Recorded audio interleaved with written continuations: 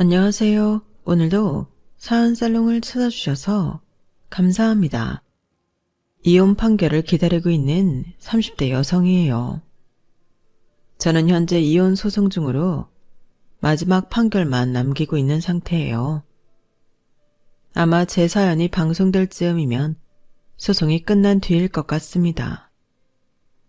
결과도 나오기 전에 설레발을 치는 게 아니냐고 하실지 모르겠지만 저는 승소를 자신하고 있어요.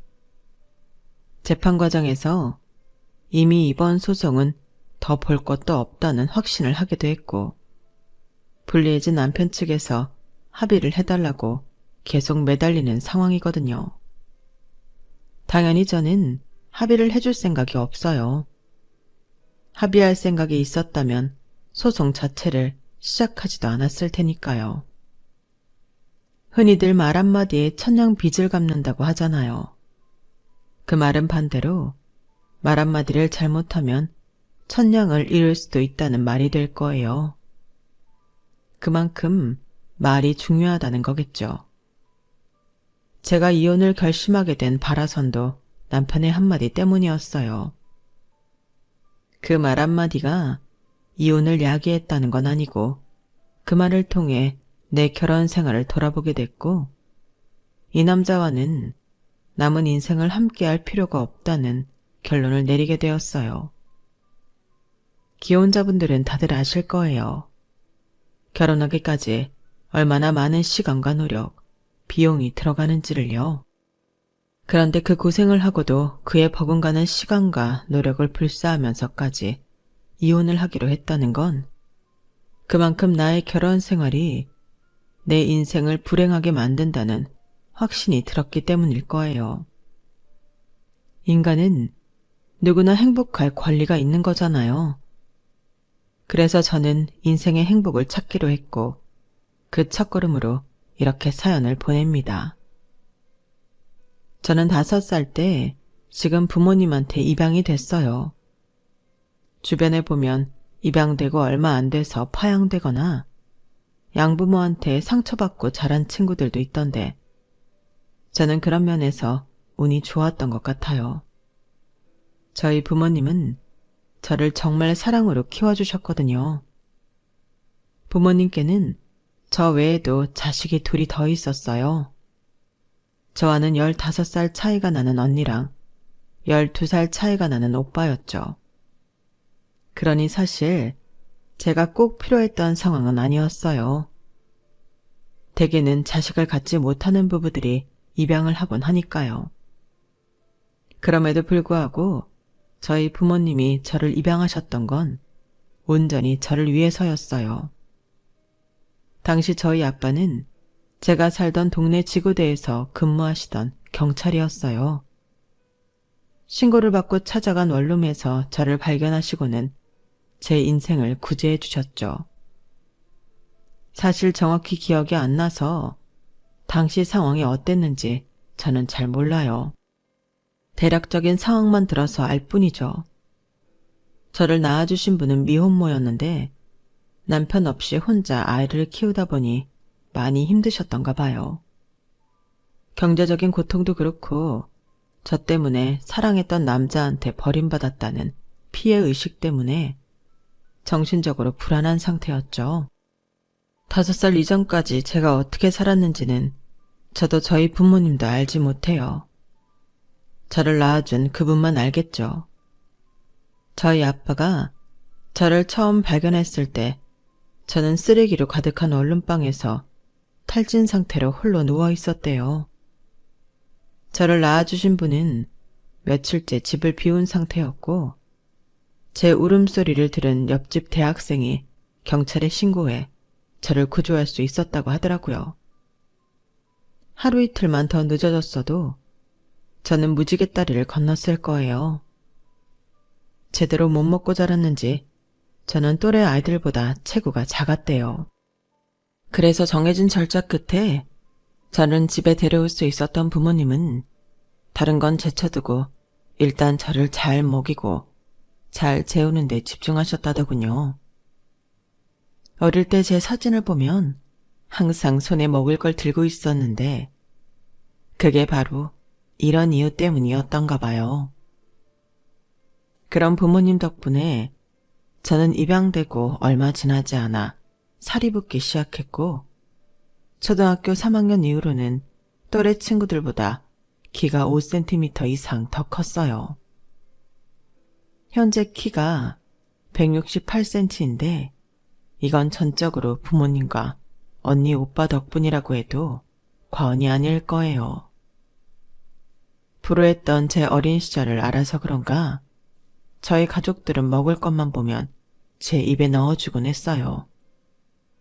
그리고 그건 성인이 된 지금도 마찬가지예요. 그 때문에 한때 올케가 오빠랑 제 사이를 의심하는 일도 있었어요. 오빠랑 올케가 이제 막 사귀기 시작한 때였는데 올케가 길에서 우연히 오빠랑 저를 본 거예요. 그땐 제가 동생인지 모르던 때여서 남자친구가 어린 여자랑 함께 있다는 것만으로도 의심의 레이더를 켤 때였죠.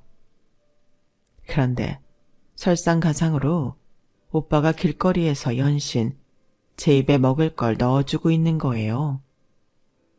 그걸 본 올케가 가만히 있을 수 있겠어요? 달려와서는 들고 있던 백으로 오빠를 때리며 욕을 했죠. 얼떨결에 저는 임자 있는 남자 홀린 여우가 됐고요. 오빠가 자초지종을 설명하고 나서야 오해는 풀렸지만 오히려 저는 더 화가 났어요. 왠지 아세요? 당시 저는 고등학교 입학을 앞둔 상황이었거든요. 그런데 30을 바라보는 아저씨랑 연인 사이로 보다니 그날이 진정한 패자는 저였던 거예요. 저로서는 이게 다 동생을 끔찍이 아끼는 오빠의 사랑 탓이라고 생각할 밖에요. 피 한 방울 안 섞인 가족들이 이렇게 저를 아껴주었지만 정작 저를 낳은 사람은 그 반대였어요. 제가 대학교 2학년 때였는데 며칠째 누군가 저를 따라오는 기분이 들더라고요. 언니랑 오빠는 이미 결혼해서 분가한 상태여서 엄마한테 밤에 버스 정류장까지 마중 나와달라고 부탁을 드렸어요. 그렇게 한 3일을 엄마 마중을 받으며 지냈는데 하루는 아빠까지 버스 정류장으로 나오셨더라고요. 마치 경호를 하듯 엄마와 둘이 제 양쪽에서 걸어가셨는데 그때 저희 집 근처에서 제 이름을 부르는 여자 소리가 들리는 거예요. 나윤아, 나윤아. 그 소리에 고개를 돌려보니 우리 언니보다 10살 정도 많아 보이는 여자가 눈물이 그렁한 눈으로 저를 보고 있더라고요. 그런데 갑자기 아빠가 제 앞을 막고는 엄마한테 저를 데리고 집에 들어가라고 소리치시는 거예요. 저라면서 아빠가 그렇게 화를 내는 걸 본 적이 없던 터라 무척 놀랐어요. 엄마는 아빠 말이 떨어지자마자 저를 감싸듯 끌어안고는 집으로 데려가셨어요. 그날 아빠는 밤늦게야 집에 돌아오셨어요. 그리고는 아무 말 없이 어두운 표정으로 방에 들어가셨죠. 다음날 아침 일찍 엄마가 저를 깨우시더라고요. 아빠가 출근 전에 하실 말씀이 있다고 거실로 나오라고 하셨어요. 안 그래도 전날 있었던 일이 궁금했던 저는 잠도 덜 깬 채 거실로 나갔어요. 나윤아, 아빠랑 엄마가 너한테 꼭 해야 될 말이 있어. 어제 집 앞까지 찾아왔던 사람 누군지 알아보겠니? 저는 고개를 가로저었어요. 그러자 아빠가 잠시 뜸을 들이더니 그러시는 거예요. 널 낳아준 분이야. 어제는 아빠가 생각이 짧았던 것 같아. 너도 이제 성인인데 네 의견은 묻지도 않고 아빠 독단으로 행동했으니 말이야. 그런데 나윤아, 아빠랑 엄마는 어떻게 얘기를 꺼내야 될지 모르겠는데 아빠가 자꾸 뜸을 들이시자 엄마가 중간에 말을 끊었어요. 여보, 그냥 내가 얘기할게요. 나윤아, 난 네가 그 사람 안 만났으면 좋겠어. 엄만 싫어. 아빠는 그래도 널 낳아준 사람이라고 좋게 돌려서 말하는가 본데 난 그럴 필요 없다고 생각해. 그렇게 배려해줄 필요 없는 사람이니까. 당신 그만해. 싫어요. 내가 틀린 말 했어요. 세상에 자기 자식한테 그런 몹쓸 짓을 해놓곤 이제 와서 지 간이식해야 된다고 간 떼어달라고 찾아와요? 그것도 먼저 찾아온 것도 아니고 업체 의뢰에 애 건강 상태까지 체크한 뒤에야 온 게? 그게 말이 되냐고요. 그게 무슨 엄마예요. 그게 사람이 할 짓이냐고요. 나윤아, 그 여자가 만나자고 해도 절대 만나지 마. 그 여자가 뭐라고 하든 절대 그 말 듣지 말고 거절해. 엄만, 네가 또다시 상처 입는 거 정말 못 보겠어. 엄마는 끝내 울음을 터뜨리셨어요. 그제야 그동안 있었던 일들이 퍼즐 조각처럼 하나 둘 자리를 찾아 들어가기 시작했어요. 한동안 저를 미행하던 사람은 업체 직원이었고 친모는 제가 건강히 잘 살고 있다는 보고를 들은 뒤에야 지난밤 저를 찾아왔던 거였죠. 화가 나야 하는 게 정상이겠지만 솔직히 저는 아무 감정이 들지 않았어요. 그 사람이라면 충분히 그러고도 남을 거라고 생각했거든요. 어른의 도움 없이는 살아갈 수 없는 5살 어린 아이를 곰팡이와 악취로 가득한 쓰레기 더미에 버리고 간 사람이에요. 그런 인간한테 무정이라는 게 있을 리가 없죠. 아빠, 나 그 사람 만날래요. 그러자 엄마는 세상이 무너진 것처럼 바닥에 주저앉아 손으로 바닥을 치며 통곡을 했어요. 아빠는 제 결정에 아무 말도 못한 채 허공만 바라보시더라고요. 아무래도 두 분은 제가 친모한테 간을 떼어줄 거라고 생각했던가 봐요. 엄마, 그렇게 울 거 없어. 난 절대 그 사람한테 간 떼어줄 생각 없으니까. 엄만, 그동안 날 키워보고도 나를 그렇게 몰라? 나 엄마 딸이야. 똑순이 강민자 여사 막내딸이라고. 어디 가서 바보 소리 들을 만큼 멍청한 애 아니야. 그러니까 아무 걱정하지 마. 제 말에 엄마는 눈물을 뚝 그치시고는 손등으로 눈물을 닦아내셨어요. 그래, 내 딸이 그런 멍청한 짓을 할 리가 없지. 그럼 누구 딸인데? 저는 그렇게 16년 만에 친모를 마주하게 됐어요. 기억도 나지 않는 친모였지만 이목구비를 보니 저랑 많이 비슷하더라고요. 하지만 딱 거기까지였어요. 생김새 외에는 그 어떤 공통점도 없었거든요. 5살 어린아이는 자기를 버리고 도망치는 엄마한테 매달릴지 모르겠지만 21살이 된 저는 달랐어요. 내 눈앞에 이 여자는 나를 낳아주었다는 것 외에 아무것도 저와 연관된 게 없는 남남이라고 생각했으니까요. 그렇게 생각하고 보니 화도 눈물도 나지 않더라고요. 하지만 친모는 어떻게든 저를 설득해 간 이식 수술을 받으려고 눈물까지 쥐어짜며 갖은 노력을 다했어요. 저는 한참 그 노력을 감상한 뒤 제가 하려고 했던 말을 담담히 꺼냈어요. 이제 다 했어요? 그럼 제가 할 말 할게요. 당신이 나를 낳아준 건 고맙게 생각해요.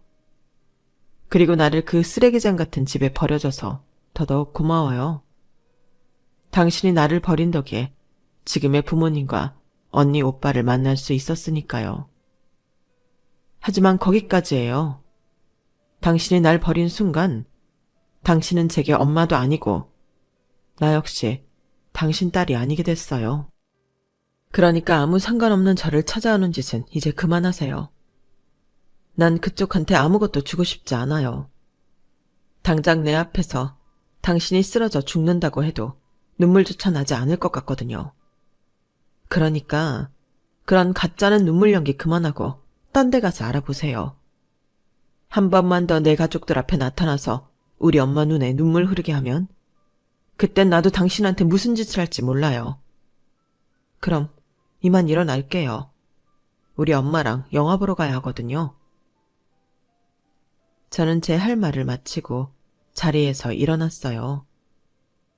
그러자 친모는 하늘이 무너지는 표정으로 제 팔을 잡고 늘어지더라고요. 살려달라고, 내가 아니면 안 된다고 울면서 말이죠. 5살이던 나도 당신 아니면 안 됐어요. 그런데 그쪽은 날 버렸잖아요. 세상에 공짜는 없어요. 주는 게 있어야 받을 것도 있는 거죠. 제 말에 친모는 충격을 받았는지 잡고 있던 제 팔을 놓아주더군요. 그 후로 친모가 어떻게 됐는지는 저도 잘 모르겠어요. 딱히 소식이 궁금하지도 않았고 그래서 찾아보지도 않았으니까요. 하지만 제가 내뱉은 말과는 달리 한동안 저는 많이 힘들었어요. 저도 사람이다 보니 나를 낳아준 사람을 한순간에 잘라내는 게 쉽지만은 않았거든요. 그래도 흔들리지 않고 버틸 수 있었던 건 아무 조건 없이 나를 사랑해주는 가족들 때문이었어요. 쓰레기장 같은 원룸에서 나를 구해준 아빠와 굶주림에 앙상해진 제 뼈에 사랑이 듬뿍 담긴 음식으로 살을 붙여준 엄마. 세상 모든 위험으로부터 저를 지키겠다고 혈안이 된 언니와 오빠가 있는데 제가 어떻게 흔들리겠어요. 초라했던 내 인생의 가장 큰 백이자 선물이었던 가족들이 있는 이상 저는 흔들리지 않을 자신이 있었어요. 그리고 그 마음은 제가 살아가면서 인생의 고비를 만날 때마다 되새기게 되었어요. 대학을 졸업한 뒤 사회인이 되어 만난 남자와 2년 연애 끝에 결혼 얘기가 오갔지만 제가 입양하려는 사실을 밝히자마자 남자는 번호까지 바꾼 채 잠수를 탔어요. 믿었던 사람한테 하루아침에 잠수 이별을 당한 저는 그 배신감에 한동안 남자를 사귈 수가 없었어요. 제게 다가오는 사람들한테도 쉽사리 곁을 주지 않을 만큼 상처가 꽤 컸던 것 같아요. 그래도 그 순간을 이겨낼 수 있었던 건 가족들 덕분이었어요. 세상의 모든 사람들이 다 변해도 내 옆에 있는 절대로 변하지 않을 내 가족이 있다는 사실에 안심이 됐거든요. 상처가 나면 그 자리에 연고를 바르는 것처럼 사람들한테 받은 상처를 내 가족들의 사랑으로 치유해 나간 셈이었어요. 사람한테 받은 상처를 사람을 통해 극복한 거라고 할 수 있을 거예요. 그건 연애도 마찬가지였어요. 잠수 이별을 당한 뒤 이성에 대한 불신이 팽배했던 저를 한순간에 뒤바꿔 놓은 사람이 생겼거든요. 바로 제 남편이었죠. 저보다 나이가 7살 많았던 남편은 워낙 어려운 집안 형편 때문에 남들은 4년 만에 졸업한 대학을 9년 만에 겨우 졸업한 사람이었어요. 자기 학비만 감당하는 거였다면 이렇게 긴 시간이 들지는 않았을 거예요. 홀어머니의 어린 여동생까지 부양을 해야 했기에 휴학과 복학을 거듭해야 했죠. 그렇게 가까스로 대학을 졸업했지만 취업은 또 다른 얘기였어요. 휴학을 반복하는 바람에 경쟁자들에 비해 나이가 많았고 그렇다 보니 자신이 원하는 회사들은 서류 전형에서 일찌감치 탈락해버렸으니까요. 제가 남편을 처음 만난 곳은 이직한 회사였는데 처음 남편을 보고는 과장님인 줄 알았어요. 알고 보니 저랑 같은 대리라고 해서 깜짝 놀랐지 뭐예요. 이직한 지 얼마 안 돼서 아직 회사 사정에 어두웠던 저는 남편이 남들만큼 능력이 안 돼서 진급이 늦었다고 생각했어요. 그런데 같이 일을 해보니 이게 웬걸? 일머리도 있고 여러 방면으로 유능한 사람이더라고요. 실제로 저희 부서의 중요 업무는 남편이 거의 다 맡아서 하고 있더라고요. 그래서 더더욱 남편의 직급이 낮은 이유가 궁금했어요. 상사한테 밉보인 건가? 아니면 실력을 상쇄할 만큼 엄청난 약점이라도 있는 건가? 누구한테 속 시원히 물어볼 수 없어서 궁금증은 더더욱 커져만 갔어요. 그 무렵 저는 아무래도 이직을 한 사람이라서 회사 내에 아는 사람도 없던 터라 겉돌고 있었는데 남편 역시 저처럼 비슷한 처지더라고요. 아무래도 상급자보다 나이가 많아서 서로 껄끄러운 데다 동급자와는 나이 차이가 많이 나서 이래저래 치여 그런 것 같았어요. 그러다 보니 상대적으로 저는 남편과 어울릴 기회가 많았고 그러다 보니 점심도 함께 먹게 되었어요. 아무래도 식사 중에는 사적인 얘기도 나누게 되다 보니 그동안의 궁금증도 하나 둘 해소할 수 있었죠. 가정 형편 때문에 대학을 오래 다니다 보니까 입사가 늦었어요. 신규 결회체에 나가면 다들 저를 과장급으로 알더라고요. 담담하게 얘기하는 남편을 보니 참 단단한 사람이라는 생각이 들었어요. 가난은 창피한 게 아니라 조금 불편할 뿐이라는 말이 있기는 하지만 실제로는 가난이 사람을 주눅들게 만들곤 하잖아요. 그런데 남편은 그런 거에 전혀 개의치 않는 모습이었어요. 그게 참 대단하게 느껴지더라고요. 집안 형편 때문에 남들보다 취직이 늦긴 했지만 각종 아르바이트를 하는 동안 여러 방면에서 경력을 쌓은 덕에 남편은 어떤 일을 맡든 완벽하게 해냈어요. 덕분에 옆에서 배우는 것도 많았죠. 사람에 대한 신뢰와 존경심이 생겨나고 나니 그저 나이 많은 대리에 불과했던 남편이 다르게 보이더라고요. 그래서 일부러 내가 입양하라는 사실을 슬쩍 흘렀죠. 이 얘기를 듣고도 저를 대하는 모습이 전과 다름없다면 이 남자와 사귈 수 있을 것 같았거든요. 제 얘기를 들은 남편은 저를 동정하는 눈빛이 아닌 대견하다는 눈빛으로 바라보았어요. 그리곤 이렇게 말해주었죠. 좋은 가족을 두셨네요. 나윤 씨는 사랑을 많이 받고 자란 사람 티가 나요.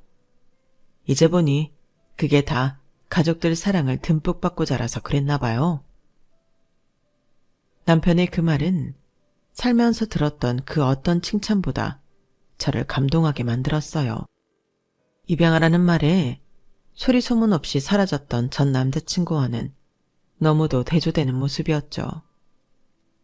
그래서 친구들의 반대에도 불구하고 남편과 연애를 시작하게 되었어요. 나이 차이도 많이 나고 같은 부서 사람이라서 걱정되는 게 없었다고 하면 거짓말일 거예요. 그래도 이 사람이 아니면 안 될 것 같다는 생각에 용기를 내게 된 거죠. 아직 결혼까지는 여유가 있던 나이였던 저와 달리 남편은 당장 내일 결혼을 해도 이상하지 않을 정도로 홍기를 넘긴 상태였어요. 그러다 보니 연애를 하는 동안 은근히 결혼 압박을 느끼게 되었어요. 그렇다고 남편이 대놓고 결혼하자는 말을 했던 건 아니에요. 가장 중요한 경제적 상황이 안 됐거든요. 마음은 당장이라도 결혼하고 싶은데 돈이 없으니 그러자른 말을 못 꺼내는 거였죠. 그게 너무도 눈에 보이니까 저도 모른 척을 할 수가 없더라고요. 그래서 엄마한테 제 상황을 얘기를 했어요. 정말 고민 끝에 한 얘기였는데 엄마는 너무도 간단하게 정리를 하시더라고요. 네가 정말 원하는 길이라면 고민할 게 뭐 있어. 경제적으로 준비가 된 사람들만 결혼을 할 수 있는 거라면 이 세상에 결혼하는 사람이 얼마나 되겠니? 나도 네 아빠랑 결혼할 때 통장에 꼴랑 80만 원 들어있었어. 네 아빠도 말단 경찰이라 돈 없는 건 마찬가지였고. 그런데도 결혼할 수 있었던 이유가 뭔지 아니? 요즘 말로 부모 찬스였지. 너도 알지? 외할아버지가 엄청 부자였다는 거. 이 남자 아니면 안 되겠는데 어쩌겠어.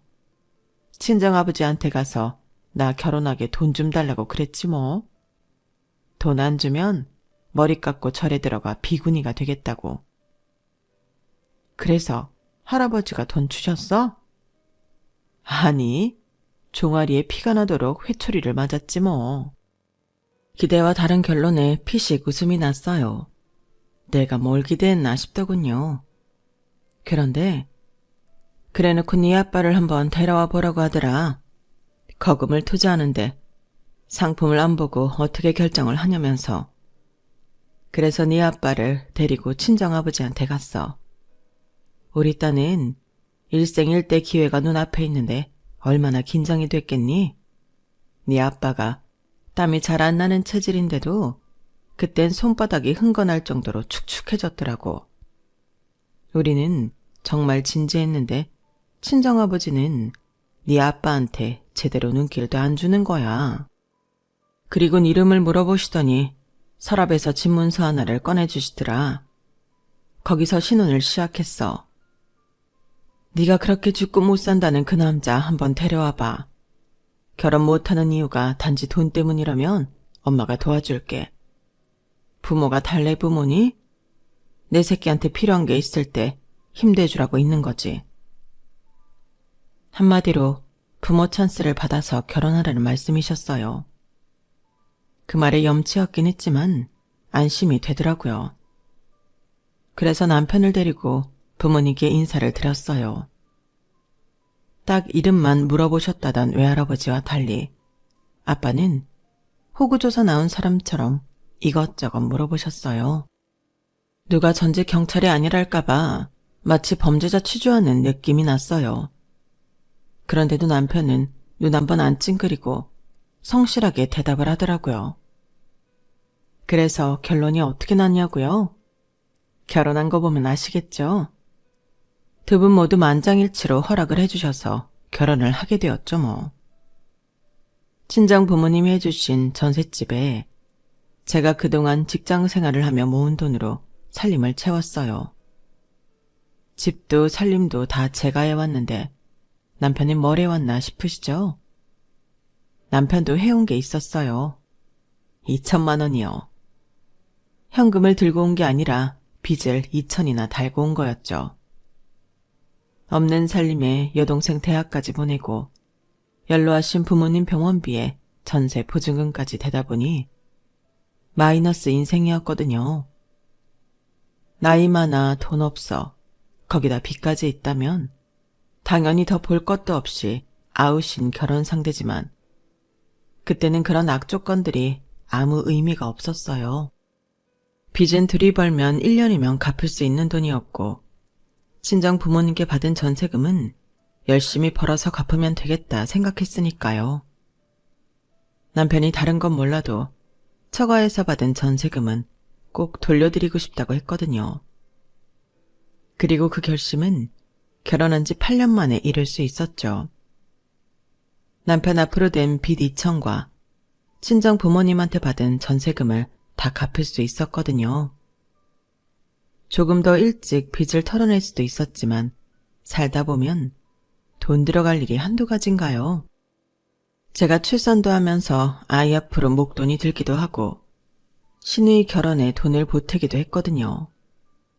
거기다 연로하신 시아버님이 눈에 미끄러져 허리를 다치시는 바람에 한동안 병원 신세를 지시기도 했고 어머님이 자궁에 혹이 생겨 수술을 받기도 하셨거든요. 그 외에도 이런저런 구멍들이 생겨서 돈이 새어나가기 일쑤였어요. 그래도 처음 계획했던 10년보다 2년이나 앞당겨 빚을 청산할 수 있었으니 얼마나 기쁜지 몰라요.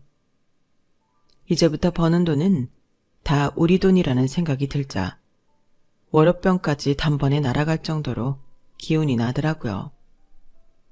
그렇게 3년을 꼬박 벌어서 드디어 내 집 마련을 꿈을 키우고 있었는데 마침 기회가 찾아온 거예요. 아파트 청약에 당첨이 됐거든요. 결혼 11년 만에 내 집 마련의 꿈을 이루게 된 저는 밥을 안 먹어도 배가 부를 정도로 허공을 떠다니는 기분이었어요. 물론 앞으로 들어갈 돈이 어마어마하겠지만 말이죠. 그런데 남편이 뜬금없이 해외여행을 가겠다지 뭐예요. 앞으로 잔금 마련을 하려면 한 푼이 아쉬운 처제 말이에요. 내 평생 소원이었어. 우리도 남들처럼 가족여행 떠나는 거. 당신은 부유한 가정에서 자라 수시로 가족여행도 다녔겠지만 우리 집은 아니야. 여행은커녕 외식도 한번 못하고 살았다고. 올해가 아버지 칠순이 되는 해잖아.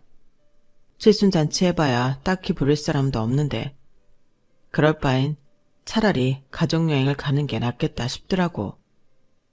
당신 생각은 어때? 그러고 보니 아버님 칠순이라는 걸 깜빡하고 있었어요. 아버님 환갑 때는 저희가 한창 빚을 갖고 있던 때라 제대로 못 해드려서 칠순 때는 제대로 해드리겠다고 약속했었거든요. 칠순잔치 대신 가족여행으로 대체하는 건 나도 좋긴 한데 우리 아파트 잔금 생각도 해야 하잖아. 가지고 있는 돈은 중도금 내면서 다 써버려서 이제 정말 아무것도 없는데 어떡해. 그래서 말인데 장인어른한테 한 번만 더 부탁드리면 어떨까? 어차피 은행 대출 받아야 하는데 은행에 이자 낼 거 아버님께 드리면 오히려 그게 낫잖아. 남편 말대로 어차피 저희 형편에 은행 대출 없이 잔금을 치를 능력은 안 됐어요. 게다가 대출도 힘들고 또 받는다 해도 은행 이자는 비싸기도 했고요. 어차피 나갈 이자라면 친정 부모님께 드리는 게 낫겠다 싶더라고요. 그래서 아빠한테 말씀드렸더니 흔쾌히 알겠다고 하시더라고요. 저희한테 돌려받은 전세금도 그대로 가지고 계시고 아빠가 퇴직할 때 받았던 퇴직금도 통장에 그대로 있으니 잔금 걱정은 말라셨어요.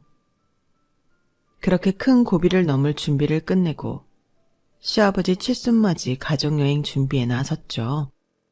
항공권이며 호텔, 현지 차량은 남편이 알아서 하겠다고 하더라고요. 안 그래도 회사 일 하랴, 집안 살림하랴, 초등학생 딸아이 케어까지 손이 10개라도 모자랄 판이던 저로서는 고마운 소리였죠. 그렇게 가족여행 떠나는 날이 하루 앞으로 다가온 그날 저녁, 저는 황당한 소리를 듣게 되었어요. 남편이 웹 체크인을 해야 한다고 해서 같이 노트북 앞에 앉았는데 아무리 봐도 시부모님과 시누이 그리고 남편이랑 딸아이까지 딸랑 5사람 것밖에는 없더라고요. 그래서 내 거랑 시누이 남편 항공권은 따로 예약했냐고 물었더니 남편이 황당한 표정으로 그러지 뭐예요? 당신이랑 매제 항공권이 왜 필요해? 아니, 왜 필요하냐니? 가족여행 가는데 당연히 항공권이 있어야지. 그러니까 가족여행 가는데 당신이랑 매제가 왜 끼냔 말이야. 그 말에 망치로 뒤통수를 3개 맞은 것처럼 멍해졌어요. 내가 말했잖아. 우리 가족끼리 가는 가족여행이라고. 당신이랑 매제는 엄연히 남인데 가족여행에게 끼는 건 아니지. 당신이 정신은 아니잖아. 안 그래? 생각지도 못했던 남편의 말에 할 말을 잃은 저는 웹 체크인을 하느라 바쁘게 움직이는 남편의 손가락만 멍하게 바라볼 뿐이었죠. 그리고 나도 모르게 굵은 눈물이 뚝뚝 떨어졌죠. 지금까지 살면서 이렇게 가슴 서늘하게 서러운 감정을 느껴본 적도 없었어요. 나를 버린 친모한테도 느끼지 못했던 배신감을 10년 넘게 한 이불을 덮고 살아온 남편한테 느끼게 될 줄은 몰랐거든요. 웹 체크인을 마친 남편은 후련한 표정으로 노트북을 덮었어요. 그리곤 그제야 제가 울고 있다는 걸 알게 되었죠. 당신 울어? 아니 내가 뭘 어쨌다고 울어? 그걸 몰라서 울어? 뭐? 가족여행이니까 난 갈 필요 없다고? 그럼 난 당신한테 뭔데? 남이야? 아니면 그냥 아는 여자야? 나 참, 생물학적으로 당신이랑 나는 피 한 방울 안 섞인 사이잖아. 그걸 말하는 거지. 우리 관계가 남이라는 게 아니잖아. 그러면 난 입양을 해서 친정 식구들이랑 피가 안 섞였으니까 나한테 친정 부모님은 남인 거네? 그런 남한테 수억이나 되는 돈을 빌려달라고 할 수 없는 거 아닌가? 안 그래? 그러자 남편이 그제야 사태 파악이 됐는지 아차하는 표정이었어요. 우리 아빠한테 아파트 잔금 빌리기로 한 거 없던 걸로 해. 지금까지 목돈 들어갈 일 있을 때마다 내 앞으로 대출 받아왔으니까 이번엔 당신 앞으로 대출 받아서 처리해. 그럴 능력 안 되면 아파트 포기하고. 저는 내 할 말만 하고 안방으로 들어가 버렸어요. 정남이가 떨어져서 남편하고는 잠시도 더 앉아있기 싫었거든요. 그러자 남편은 허둥지둥 안방으로 들어와 되려 소리를 쳤어요. 당신 이렇게 감정적으로 나올 거야? 아니, 여행 한번 안 데려간다고 힘들게 잡은 기회를 날리자는 거냐고. 제발 상식적으로 생각 좀 해. 이게 모처럼 잡은 내 집 마련 기회까지 날릴 일이냐고. 상식? 당신 입에서 어떻게 그런 말이 나와? 상식적으로 생각하라고? 그래, 길 가는 사람 붙잡고 물어보자. 가족여행에 자기 와이프 안 데리고 가겠다는 남편이 정상적인 사람인지. 당신한테는 돈 필요할 때만 나도 내 부모님도 가족이지? 어쩜 사람이 그렇게 이기적이야? 지금까지 당신이랑 살면서 난 모든 걸 다 당신이랑 시댁 식구들한테 맞추고 살았어. 왠지 알아? 내 가족이니까 시부모님 병원비에 시누이 결혼자금에 매년 구멍 뚫린 지갑처럼 돈 빠져나가는 것도 가족이니까 그러려니 하고 참았던 거라고. 그런 나를 당신이 남 취급하는데 내가 어떻게 당신을 가족으로 받아들여. 더는 못해. 이제부턴 당신 능력껏 대출 받아서 처리하라고. 그날 목에 핏대가 서도록 싸웠지만 남편은 예정대로 다음날 여행을 떠났어요. 딸아이는 제가 안 가면 안 가겠다고 해서 남편과 시댁 식구들만 떠났죠. 그런데 그날 오후 시누이 남편한테 전화가 왔더라고요. 제가 전화를 받자 대뜸 어디냐고 묻더군요. 집인데요. 왜 그러세요? 혹시 무슨 일 있으세요? 가족여행 간다더니 진짜 자기 식구들만 갔나 보네요. 차라리 잘 됐어요. 저도 이런 상황에 여행이고 뭐고 따라갈 기분 아니니까요. 혹시 처남이 무슨 말 안 해요? 글쎄요. 아무 얘기 들은 거 없어요. 왜 그러시는데요? 정말 아무 말 없었어요? 이어진 시누이 남편 말에 저는 어이가 없어서 헛웃음만 나왔어요. 글쎄 시누이가 집을 담보로 2억 대출을 받았다지 뭐예요. 다른 것도 아니고 주식에 투자하느라고요. 평소 시누이는 단타치기로 쏠쏠한 재미를 봐왔었는데 지인이 알려준 큰 건이라며 남편 몰래 사금융에서 대출을 받았던 모양이었어요. 은행권에 대출을 받으려면 남편의 동의가 필요하니까 몰래 돈을 빌리려고 사금융을 이용한 거였죠. 그런데 믿었던 그 정보가 실상은 미끼였던 거예요. 결국 2억 넘게 넣은 돈은 다 날아가 버리고 빚만 떠안게 된 거죠. 그 일로 이혼을 한 해 만에 말이 많았는데 제 남편이 그 돈을 다 갚아줬더나 봐요. 보아하니 대출받아서 주신 것 같은데 집에다간 정말 아무 말도 없었어요? 아, 이거 제가 잘못 전화한 거 아닌가 싶네요. 어쩌죠? 아니에요. 잘하셨어요. 덕분에 확실히 결론을 내릴 수 있게 됐거든요. 이제야 남편이 왜 그렇게 길길이 날뛰었는지 알겠더라고요. 저희 아빠 도움이 아니고서는 아파트 잔금 처리를 할 수 없는 상황이었던 거예요. 나 모르게 이미 2억이나 대출을 받았으니 말이죠. 여행 문제로 남편한테 믿음이 사라지긴 했지만 이혼까지 생각했던 건 아니었어요. 하지만 시누이 남편 전화를 받고 나니 이혼에 대한 확신이 서더라고요. 그래서 친정 부모님께 모든 사실을 전하고 이혼을 하겠다 말씀드렸어요. 솔직히 이 말을 하면서도 부모님 반대가 있을 것 같아 걱정했는데 웬일로 부모님께서 제 결정을 순순히 따라주시지 않겠어요? 정말 저 이혼해도 되는 거 맞죠? 그러자 엄마가 그러시더라고요. 다른 건 몰라도 내 딸을 가족으로 생각지도 않는 놈인데 뭘 더 지켜보겠니?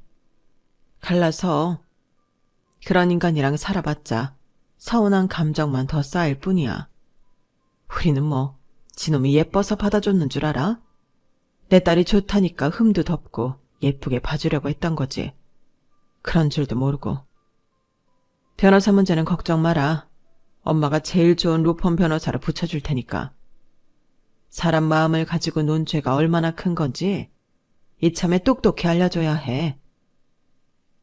남편이 자기 가족들과 괌으로 여행을 간 사이 저는 엄마가 연결해준 이혼 전문 변호사와 이혼 문제를 상의했어요.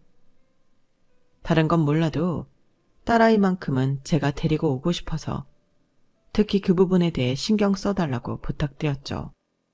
그리고 며칠 뒤 여행을 마치고 집으로 돌아온 남편은 선물이랍시고 현지 아울렛에서 원피스를 하나 사왔더라고요. 딱 봐도 매대에 쌓여있는 싸구려 중 하나를 건져온 느낌의 옷이었어요. 그래놓고는 어찌나 생색을 내던지. 이 브랜드 당신도 알지?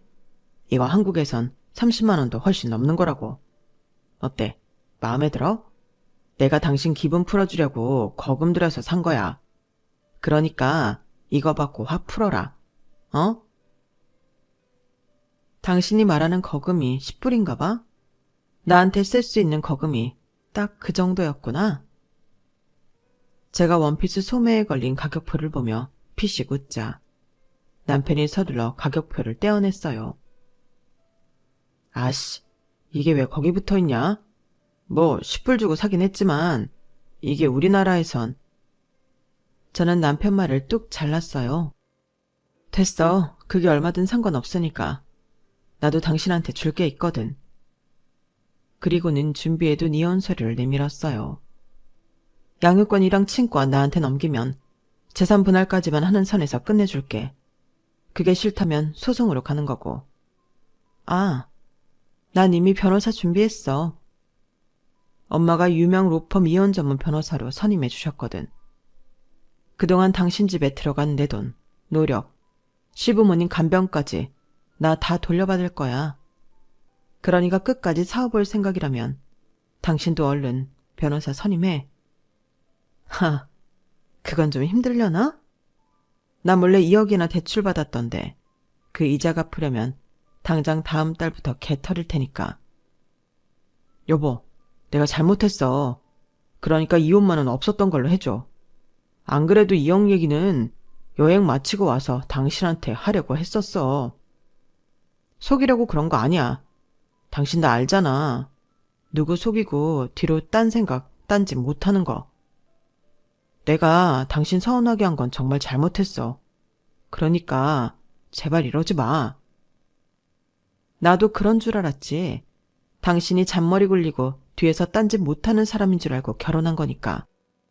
그런데 살아보니 당신처럼 뒤가 구린 놈도 없더라고. 게다가 자기 아내도 남이라고 생각하는 인간인데 뭘 더 참고 살아? 남끼리 남남으로 사는 게 속 편하지. 안 그래? 암튼 난 할 말 끝났으니까 결정해서 이번 주 내로 확답 줘. 저는 베개를 들고 안방을 나와 딸아이 방으로 갔어요. 그리고 그 주 주말 남편은 친권과 양육권을 포기하겠다고 하더군요. 제가 바라던 대로 됐는데 왜 이리 화가 나던지. 그래도 자기 자식인데 이렇게 쉽게 친권까지 포기할 줄은 몰랐거든요. 이혼 서류를 접수하고 저는 짐을 챙겨 딸아이와 함께 친정으로 갔어요. 그리고 집주인한테 말해 부동산에 집을 내놨죠. 몇 주 뒤 집이 나갔다며 집주인이 전세금을 보내주었어요. 그중 절반은 남편 계좌로 보내주었어요. 그리고 얼마 뒤 이혼 확정 판정을 받았죠. 제 이혼 소식에 언니는 양육비를 왜 포기했냐고 그러더라고요. 언니 외에도 다들 주변에서 그 얘기를 하긴 했는데 솔직히 저는 그 돈을 받고 싶지 않았어요. 자기 자식 손을 쉽게 놔버린 남편놈 돈으로 내 딸을 키우고 싶지 않았거든요. 앞으로도 남편이 우리 딸에 대해 그 어떤 권리도 주장할 수 없도록 온전히 제 힘만으로 딸을 키울 생각이에요. 자식을 버린 부모가 어떻게 되는지 똑똑히 보여줄 생각이거든요. 그게 남편에 대한 제 복수예요. 돈 몇 푼보다 더 혹독한 대가가 될 거란 걸 세월이 흐른 뒤에야 남편도 깨닫게 되겠죠. 그땐 이미 후회해도 늦었겠지만요. 하긴 지금 남편은 눈앞에 벌어진 일들을 처리하느라 먼 훗날의 일은 생각할 정신 없겠네요. 하나뿐인 여동생은 엄청난 빚을 떠안고 이혼한 데다 어머님은 암이 재발해 수술을 앞두고 있으니 말이에요. 이젠 시어머니 간병을 도맡아 해줄 아내도 없고 필요할 때 거금을 빌려줄 처가도 없고 거기다 매달 들어가는 은행 대출 이자에 부모 부양비까지 주렁주렁 달렸잖아요. 결혼 후 잊고 살았던 족쇄가 다시 자기 발목에 채워졌으니 정신이 있을 턱이 없죠. 그래도 어쩌겠어요? 자신이 자초한 일인걸요.